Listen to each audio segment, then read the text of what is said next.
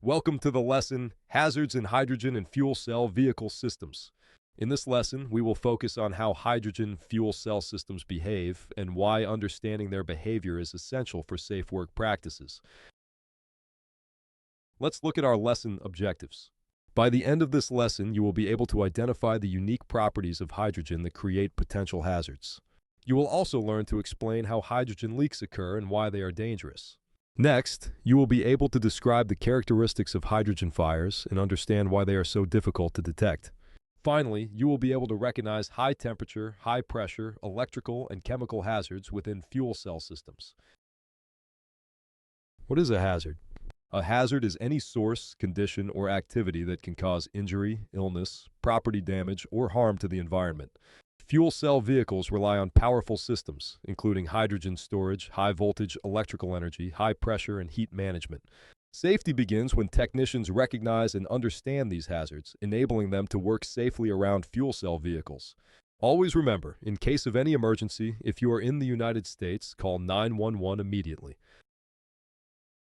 All fuels are hazardous because they store large amounts of chemical energy that can be released rapidly. Gasoline, diesel, and natural gas are highly flammable, yet widely used. Hydrogen is not more dangerous than other fuels, but it has unique properties that require specific handling procedures and safety controls. Fuel cell vehicles store energy in the form of hydrogen, electricity, pressure, and heat, not just moving mechanical parts. Many of these hazards remain present even when the vehicle is turned off. Hydrogen has several unique properties that make safety awareness essential. When hydrogen mixes with air, it can ignite very easily, which is why strict controls are required around fuel systems. Because hydrogen has no color, smell, or taste, leaks cannot be detected by human senses and must be identified using specialized sensors. Its tiny molecules can escape through tiny openings that would contain other gases, increasing the risk of unnoticed leaks. At the same time, hydrogen stores a large amount of energy in a very small volume, making it an efficient fuel, but one that must be carefully managed to prevent dangerous situations. Hydrogen becomes flammable when mixed with air at concentrations between approximately 4% and 75%. This wide flammability range means hydrogen can ignite under many conditions. Hydrogen also has the lowest ignition energy of any fuel, meaning even a tiny static electric spark can ignite it. Hydrogen is not toxic, but in enclosed spaces it can displace oxygen, leading to asphyxiation without warning. Asphyxiation means suffocation. Outdoors, hydrogen disperses quickly and is generally less hazardous. The most significant risk occurs indoors, where hydrogen can accumulate near ignition sources. Fuel cell stacks contain thousands of seals, fittings, and valves, and over time, even high-quality components can develop small leaks, making routine inspection and leak detection critical. Hydrogen fires have several dangerous characteristics. Hydrogen burns over a wide concentration range and ignites very easily. The flame is nearly invisible in daylight and produces no smoke or soot, making fires difficult to detect visually. Hydrogen also releases large amounts of heat very quickly, which can damage nearby equipment and trigger cascading failures. In open outdoor areas, hydrogen rises rapidly and typically burns vertically until the fuel disperses. In enclosed spaces, hydrogen can accumulate, increasing fire severity, which is why proper ventilation and outdoor work practices are essential whenever possible. Fuel cell systems involve both extreme heat and extreme cold. Hot components can cause severe burns, while liquid hydrogen can freeze tissue on contact. Some components, such as turbocharger compressor outlets, can exceed 400 degrees Fahrenheit during operation. These parts remain hot even after shutdown. During maintenance, covers are removed, exposing technicians to burn hazards. Warning labels indicate high-temperature areas, but technicians must always allow adequate cool-down time or verify temperatures with measurement tools before touching components.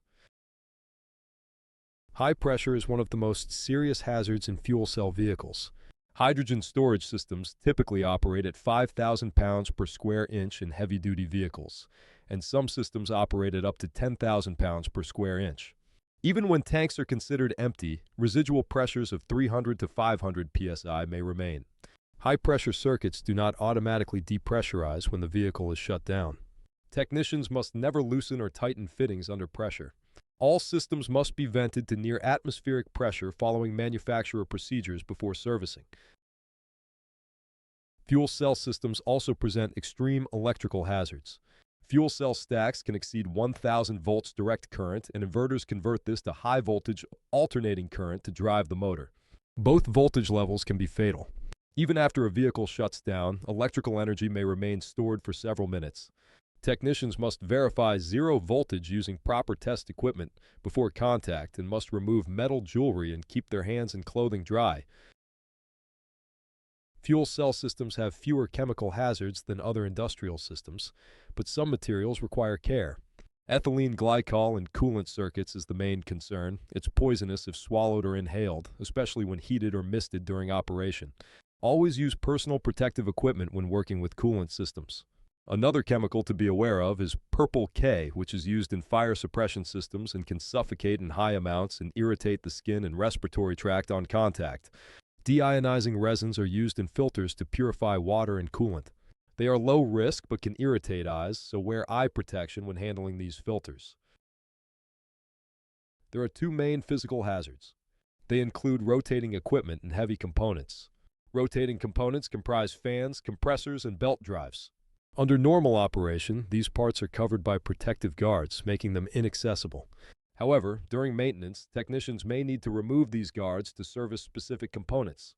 When these guards are removed, there is a serious risk that loose clothing, jewelry, or long hair could become entangled in the moving parts, leading to severe injury. Technicians must therefore avoid loose attire, secure long hair, and stay aware of moving parts whenever guards are removed. The next physical hazard involves the significant weight of the hydrogen storage and power systems. Safe handling requires proper lifting equipment, such as cranes and hoists, and correctly secured loads.